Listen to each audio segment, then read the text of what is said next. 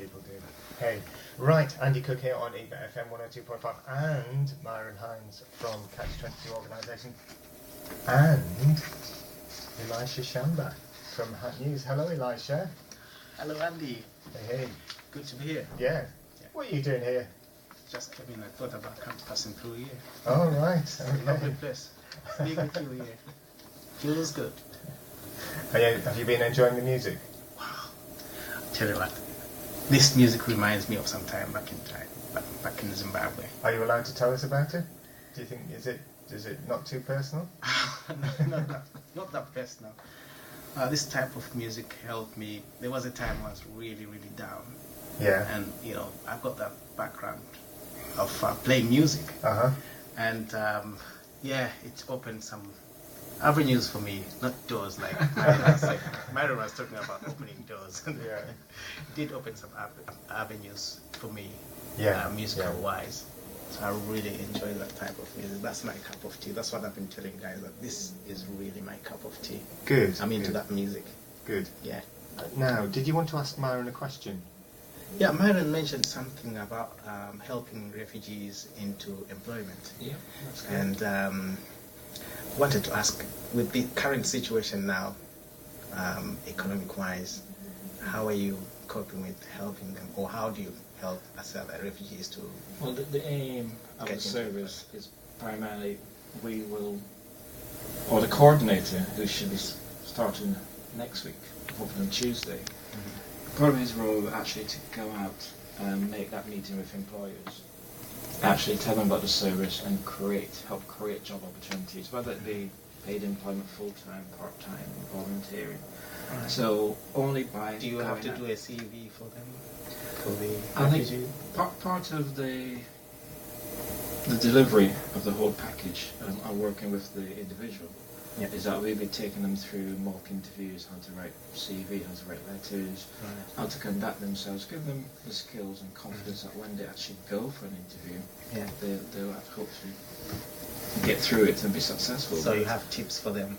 Yes, we have tips for them. So they'll be having an individual tailored learning package.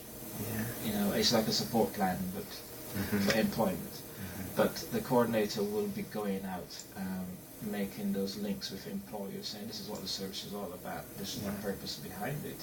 We've got all these people with these skills, they want to work, and help bridge that gap, because, as I said, there's not many refugees in the city that's unemployment.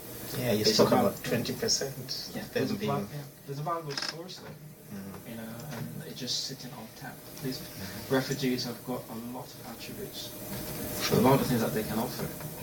And we talked earlier about contributing to society back into their communities. These are ways that we need to do that. But we definitely need to go to the employer.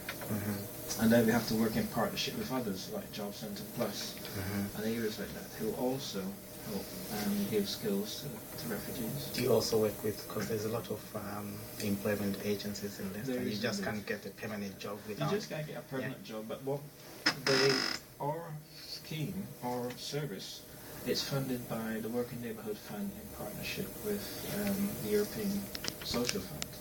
So it's a two-pronged attack, and it's given by Leicester City Council. So we actually got actively contact and make those meetings with employers. So the person's role is a two-pronged attack. They will be helping refugees with the skills and necessary things that's required, behaviours. We talk about occupational for jobs, training, as opposed to ESOL, which is learning English. Yeah. There's occupational ESOLs that's giving those people all the different skills that they need, the behaviours. But you need to go out to meet the employers to create those opportunities. Interesting. How about this piece of interesting information that you brought about that covers refugees and homeless people? Yes. It's a grant.